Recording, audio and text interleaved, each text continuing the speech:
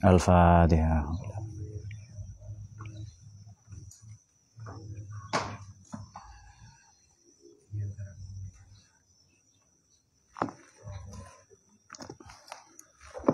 Al-Fatihah.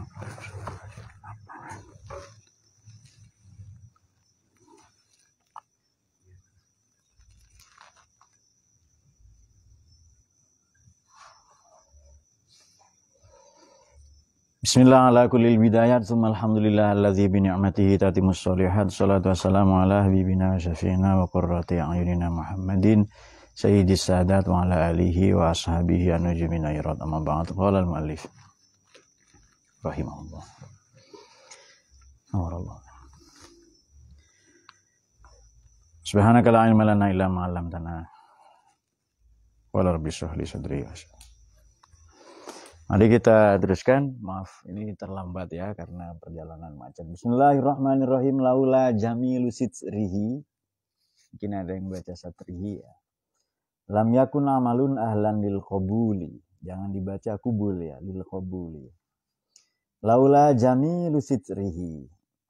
Kalau bukan tirai, kalau bukan karena selubung, kalau bukan karena hijab ya, satir yang baik, yang indah. Kalau buruk itu namanya kamuflase ya. Tapi ini tutup atau tirai yang baik. Kalau bukan karena tirainya Allah yang baik, selubung atau penutup dari Allah yang baik, yang indah, lam yakun maka tidak pernah ada amalun satu perbuatan pun ahlan ialah menjadi layak lil qabuli untuk diterima. Jadi salah satu prasyarat mengapa amal ini diterima adalah sebenarnya tidak ada amal baik dari kita, buruk semua ya. Tapi karena tirai yang Allah jadikan, pembungkus, kemasan dari Allah ya. Amal kita biasa saja, tapi Allah maha mengemasnya untuk nampak indah, sehingga kita kerap mendaku itu amal kita. Jika bukan karena fadl dari Allah itu, tidak ada satu amal pun yang layak untuk diterima. Makanya di Quran itu redaksinya bukan fataqabbalaha rabbuha bitaqabbulin hasanin, tapi biqabulin. Itu dijawab dalam Mahasinut Ta'wil dan maupun Nazmud Duror fi tanasubi ayati wassuwar Imam Al-Biqai. Mahasinut Ta'wil Imam Al-Qasimi. Kok bukan bitaqabbulin, kok biqabulin? Seharusnya kan fataqabbalaha rabbuha biqabulin, itu seharusnya kan bitaqabbulin. Wa anbataha nabatan hasanan. Itu karena qabul itu memiliki nuansa ridho. Sudah amal kamu pas-pasan saya ridhoi. Saya tutupi dengan kemurahanku, keindahanku. Nah itu dia. Ku itu Allah ya. Laula jamilu sitrihi, kalau bukan karena tirai selubung penutup yang indah dari Allah, ai sitruhu al jamilu, tutup tirai selubung dari Allah yang indah, yang baik. Lam yakun maka tidak ada amalun satu amal pun ahlan ialah layak atau yang layak lil qabuli untuk diterima. Li'annal abda, oleh karena seorang hamba mubtalah ialah diuji binazrihi ila nafsi, untuk kagum kepada dirinya sendiri, untuk memandang terkonsentrasi kepada nafsunya sendiri. Wa farihi bi amalihi, dan bangga dengan amalnya, itu menganggap prestasinya. Min haitsu nisbatihi wa syuhudihi haulahu wa quwwatahu, oleh karena ia memandang, menisbatkan, menyandarkan, menghubungkan, mengkorelasikan ya amal tadi itu ya kepada dirinya sendiri. Dan wasuhudihi, dan yang dilihatnya, dipandangnya adalah kekuatannya, daya upayanya sendiri kepada amal itu ya. Sehingga waqad yukassifu, manakala telah terkonsentrasi, semakin menebal hijabnya, mempertebal tadi hamba hijab kepada tirainya ya, tirainya penghalangnya tadi itu, maka fayuroi bihi, ia amal itu justru karena ingin dilihat, diapresiasi oleh orang. Ingin riya semata-mata. Idza qamu ila sholati qamu kusala yuraunan nas ya. Wa yatlubu hamdal nasi, dan mencari, menuntut menghendaki apresiasi pujian manusia lahu padanya, pada si abdun atau pada si murid tadi. Hadza kulluhu minasyirkil khafi. Adapun ini yang sudah dilakukan, mengagumi dirinya sendiri, bangga dengan amalnya, memandang dirinya sendiri atau riya tadi, adalah termasuk asyirkul khafi, minasyirkil khafi. Ini termasuk syirik dalam bentuk yang soft syirik, syirik yang lunak, syirik yang samar, yang tersembunyi. Al-qadihi, yang mencederai, fil ikhlasi, dalam keikhlasan atau terhadap keikhlasan. Sementara itu di sisi lain, wal ikhlasu syartun fi qabulil amal. Ikhlas itu syarat dalam amal itu diterima. Maka di Quran ayatnya bukan amal yang banyak, tapi ahsanu amalan. Amal yang paling baik, paling ikhlas. Perspektif tasawuf, perspektif fikih ya sudah dipenuhi syarat rukunnya. Kama marra, sebagaimana yang telah lalu, maknanya penjelasan-penjelasan yang sudah-sudah. Wahinaidin, ketika itu fayakunu, ada ibnul murid,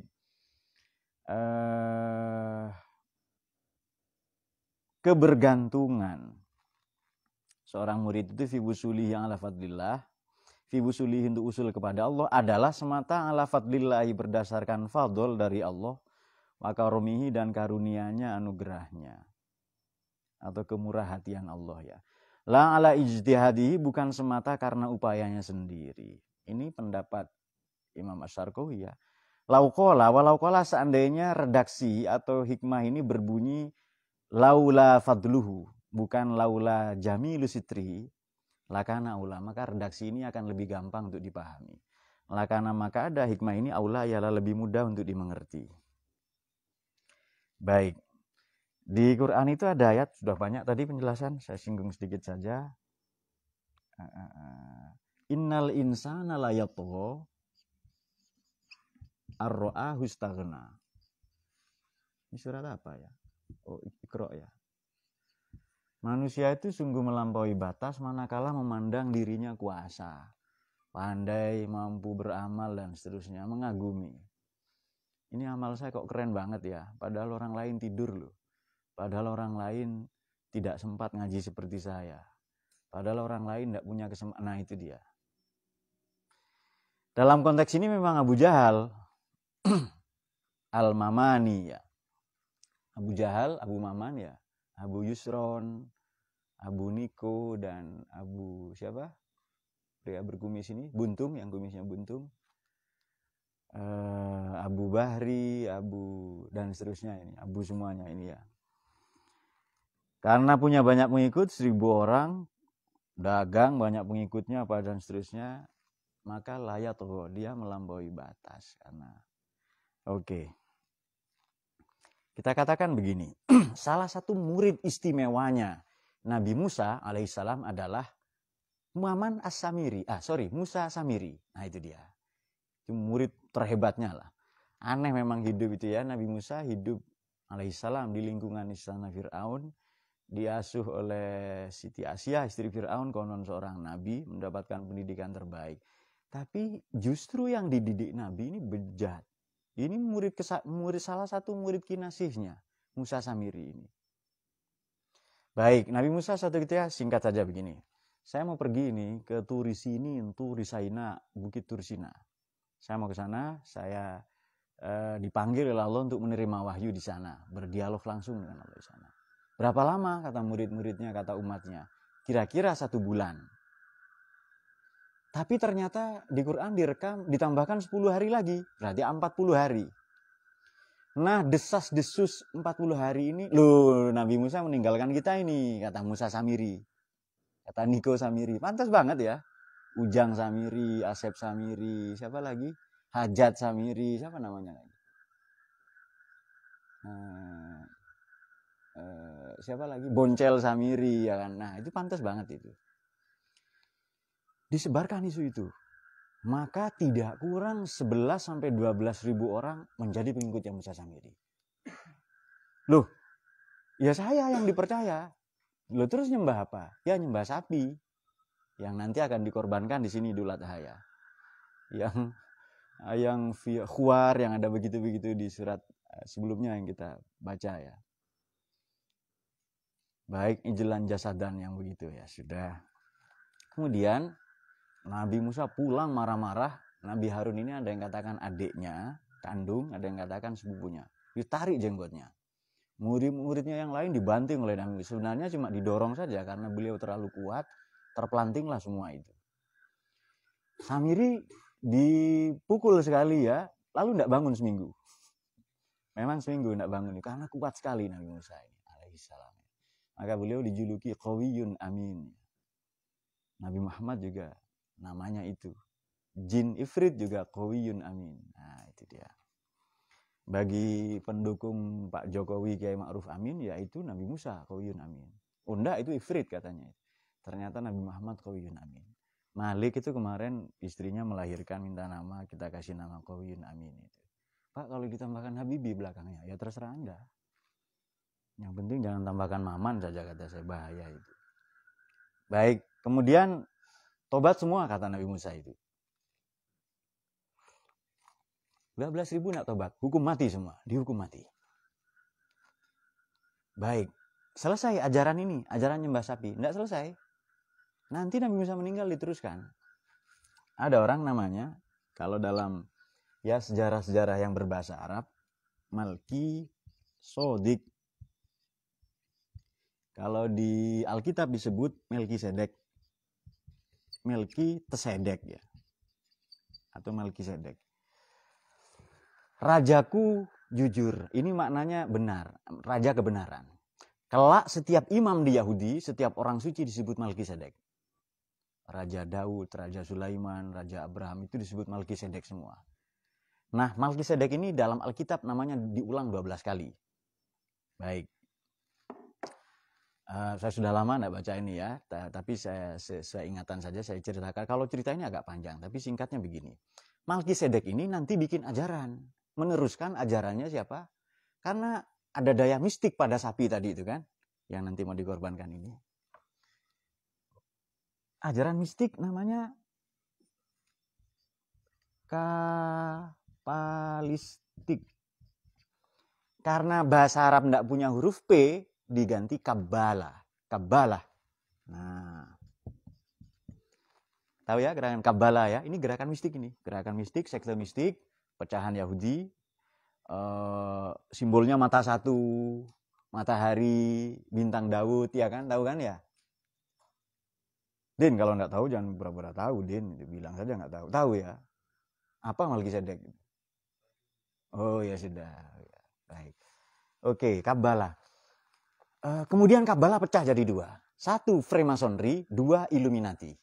Ini teman-teman harus baca yang begini-begini ini harus tahu sebenarnya. Kan cocok man untuk kesombongan ini man. Namanya Maman Samiri ya kan. Baik. Ada gerakan yang fokus di bidang politik, namanya Freemasonry, Freemason ya, Freemason. Ada yang fokus di bidang ekonomi, sosial, kebudayaan, namanya Illuminati. Nah, dua ya. Jadi gerakan ini Kabbalah pecah menjadi Freemasonry dan Illuminati. Illuminati pencerahan. Oke. Maka semua yang terjadi di dunia, terutama pasca pecahnya Perang Dunia Kedua, adalah ini. Contoh. Gerakan politik yang Freemasonry ini nanti ada gerakan kembali ke Bukit Zion dipimpin oleh seorang ideolog namanya Theodor Herzl atau disebut Theodor Herzl kadang. Ini mempersatukan semua Yahudi yang sudah mengalami diaspora minggat ke seluruh Eropa oleh karena ya diusir, dibunuh oleh Kaisar Titus II dari Romawi tahun 80 ya. Bapaknya Titus ini namanya Vespasius atau Vespalius ya. Mungkin penggemar Vespa. Vespasius atau Vespalius punya anak Titus.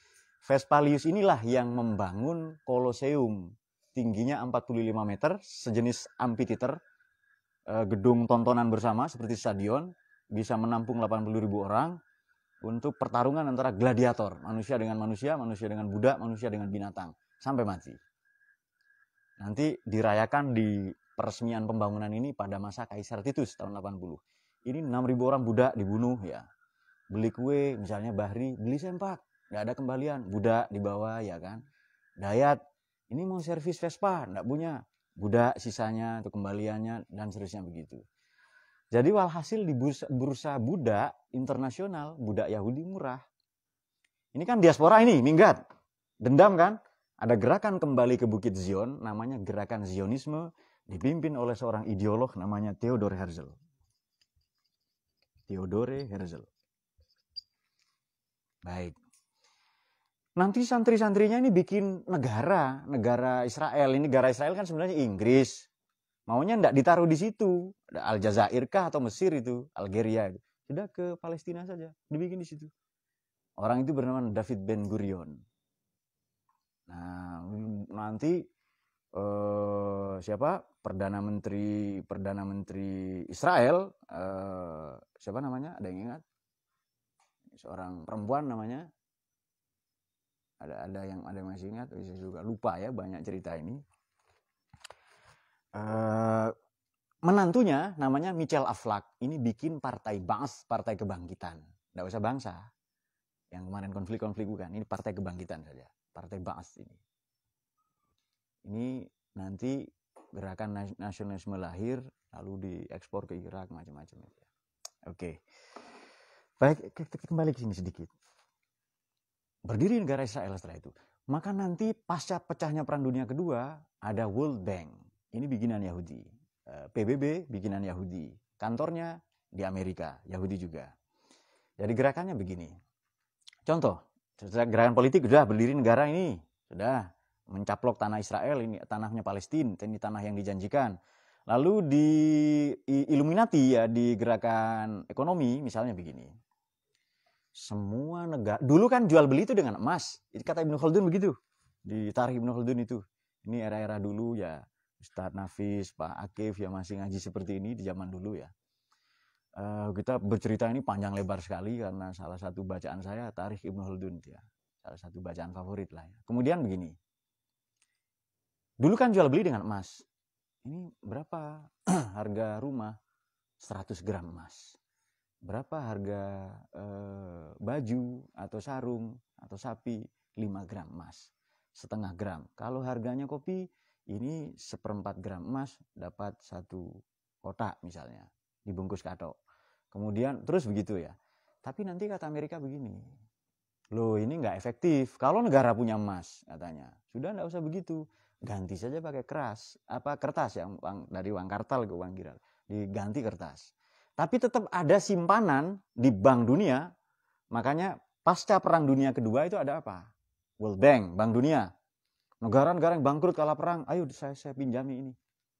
IMF, International Monetary Fund, ya. Dana moneter internasional ini di bidang ini. Maka Indonesia mau cetak uang 5 triliun, harus punya simpanan emas di Bank Dunia di Amerika sana. Emas senilai 5 triliun itu. Oh, kan enggak semua negara punya emas. Kalau begitu simpanannya dolar. Dan itu berlaku sampai sekarang. Kan aneh itu kan ya. Kalau emas zaman Nabi Musa, zaman Nabi Muhammad juga sama ya alaihi wassalam. Kalau 3 gram emas dapat kambing, sampai kiamat tetap dapat kambing. Tapi ganti uang, turun nilainya. Nah ini cara-cara seperti itu. Fashion, merek-merek dunia terkenal apa? Nike itu loh, Adidas, Christian Louboutin, Hermes itu. Kemudian semua merek dunia itu bikinan mereka semua. Olahraga, makanan-makanan, setelah ditemukan pewarna, itu bikinan. Jadi mereka menguasai dunia. Kapitalis, imperialis, penjajah semua ya. Nanti sosialis nggak terima. Sosialis juga bikinan mereka. Wah ini nggak adil begini nih. Maka panglima, kemudian tamtama ya, jenderal atau sama gajinya. Direktur perusahaan dengan tukang becak sama. Tinggal di apartemen atau di flat yang sama. Flat itu perumahan, pemondokan, apa namanya? Rusunawa. Kata Gubernur Jakarta, rumah lapis ya. Sudah bilang Rusunawa kan gampang kok, aneh-aneh bikin nama ya. Night watch katanya. Ronda kan, itu bahasa yang kita pahami. Sudah ronda saja sih. Nggak usah Inggris-Inggris apalah. Itu yang kita pahami saja, bahasa yang gampang-gampang. Orang Indonesia kan gampang kan bikin begitu. Unidentified flying object. Kan angel itu, piring terbang. Kan lebih mudah. Benda terbang yang tak diketahui asal-usulnya. Piring terbang, kan lebih mudah itu. Oke, kemudian berhenti, stop dari kegiatan. Bahasa Jawa, hop, selesai itu kan enak sekali. Mari kita sudahi dengan segala acara ini dengan wis kan gampang, bahasa kita itu loh kan mudah sekali. Kenapa dipersulit? Sok-sok ilmiah tapi angel, nanti orang tidak paham. Sudah yang gampang-gampang saja. Oke. Baik, ini nanti tatanan dunia begitu semua. Sudah sosialisme hancur itu. Soviet hancur. Yugoslavia tidak ada negaranya, Soviet tidak ada, pecah kecuali Cina. Nah, Cina ini dendam setengah mati ke Yahudi ini ke Amerika. Hampir saja Cina bubar, sebagian bubar, tapi karena masyarakat mereka petani, tidak bubar. Sampai sekarang, bagus pertaniannya itu. Nah, sekarang kan kita bergeser, tidak ada petani, orang malu jadi petani. Padahal sudah diingatkan oleh seorang maestro ya, desa harus jadi kekuatan ekonomi, yang gitu kan ya, agar rakyatnya, itu lagu mudah dipahami. Daripada ada kan apa liriknya loh ndak nyambung lagu-lagu yang gitu itu. Coba bikin lagu yang keren lah, yang orang paham, yang mendidik. Ya itu seharusnya kan begitu. Ya kalau ada yang masih seneng kangen band, itu liriknya ndak nyambung. Ini saya bagaimanapun saya mempelajari bahasa lebih dulu dari kalian kan. Saya pemerhati bahasa yang baik. Ini lirik kok ndak nyambung ya. Pasti pengarang lagunya bodoh. Apalagi penggemarnya. Nah itu dia. Baik, sudah terjadi seperti ini, nah Cina dendam. Sekarang Cina menguasai. Itu Yahudi yang pinter loh ya, Yahudi yang bodoh juga banyak. Nah, apa yang dilakukan Melkisedek, apa yang dilakukan oleh Musa Samiri, apa yang dilakukan Theodor Herzl, David Ben Gurion, pendiri itu ya, itu semua karena mereka istaghna. Mereka memandang binazrihi ila nafsihi wa farhihi bi'amalihi. Itu dia. Maka hilang Tuhan, dia menyembah dirinya sendiri. Dia tidak lagi menyembah Tuhan gitu. Nah, begitu Nabi Musa datang membawa Ten of Commandment, dilempar ke bawah itu. Jadi dalam cerita yang lebih dramatik ya, yang lebih dramatis, itu Nabi Musa teriak, beberapa orang pingsan. Karena memang kuat sekali beliau itu ya. Ya digambarkan seperti apa ya? Karena ada salah satu muridnya, pengikut sektenya itu namanya Sam'un. Kita mengenalnya Samson ya. Nah, ternyata kelemahannya di bulu ketek. Coba Anda perhatikan semua merek dunia itu.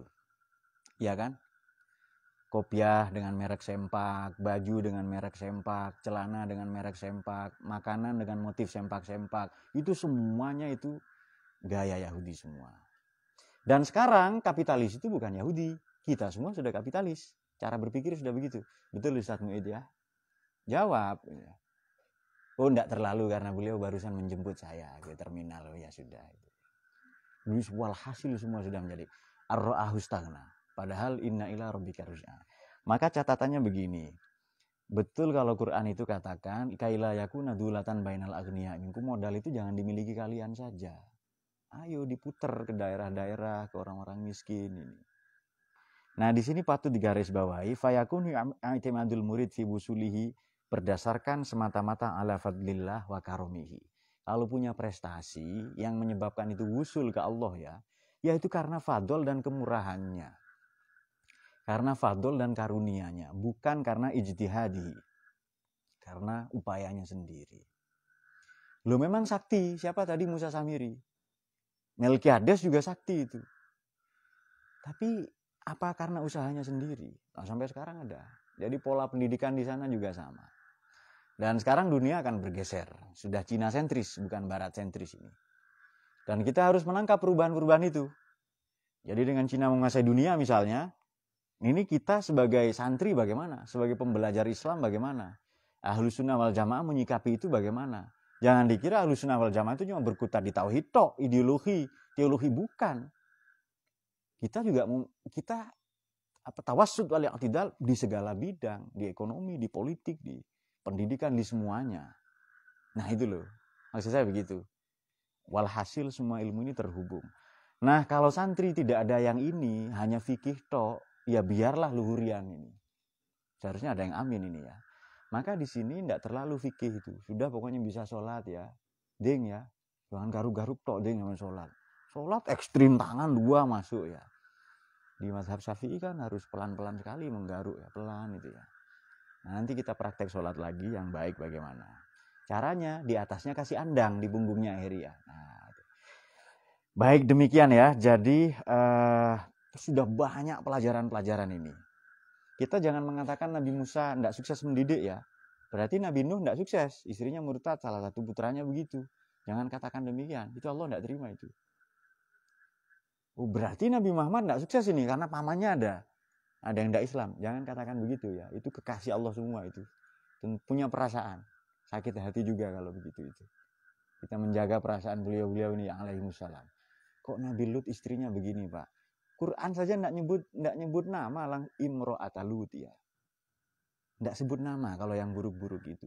Jadi Allah saja bertata krama kepada para kekasihnya itu. Kok kita lalu seenaknya ya. Ada apalagi Wahabi ya kan. Ibunya Nabi masuk neraka, itu kan kurang ajar sekali. Begitu bapaknya, waduh. Tapi ya sudahlah, itu wataknya Maman. Sudahlah cukup Maman saja. Wahabi saja yang begitu. Kita tidak, kita akhlak ya. Siapa tahu akhlak itu jalan kita wusul. Akhlak kepada para nabi itu loh. Kok Nabi Yusuf Pak mencintai ibu angkatnya sendiri? Siapa tahu gara-gara berbaik sangka aja kita wusul gitu. Dan itu santri begitu. Itu ahlus sunnah begitu itu. Baik, saya kira demikian. Dengan berbaik sangka kepada mereka itu semua kasih Allah ya. Saya menerjemahkan hadis bagaimana? Hadis Nabi itu bagaimana? Kalau seandainya Fatimah putri saya itu mencuri, saya akan potong tangannya, ya kan? Kan bagaimana hadisnya itu? Laukanat Fatimah tu binti la qata'tu yada. Saya tidak katakan Siti Fatimah terjemah. Kalau saya terjemahkan, seandainya sebahagian keluargaku mencuri, saya akan potong tangannya. Apa Siti Fatimah mencuri? Kan tidak itu. Maka sebagai takzim kita, hormat kita ke Nabi, saya tidak nyebut Fatimah. Menerjemahkan hadis itu loh ya. Seandainya sebahagian keluargaku ada yang mencuri, saya yang akan menegakkan hukum ya. Karena faktanya Siti Fatimah tidak nyolong. Nah itu loh. Itu akhlak kita. Anda harus sampai ke sana akhlak itu. Jangan C ya, Heri ya. Ada RT di bawah main gitar di atas itu. Dan itu enjoy. Belum selesai ngecor sudah main gitar. Nah itu dia. Tapi terutama ya akhlak sholat subuh ya Jaya, Bahri ini lebih penting lagi biar Maman senang. Baik, saya kira demikian. Semoga kita dapat futuh, semoga mendapat pencerahan dari ini, dari Imam Ibn Athaillah ini, juga para pensyarah. Terima kasih kepada semua pembaca. Mohon maaf karena ada keterlambatan tadi. Assalamualaikum warahmatullahi wabarakatuh.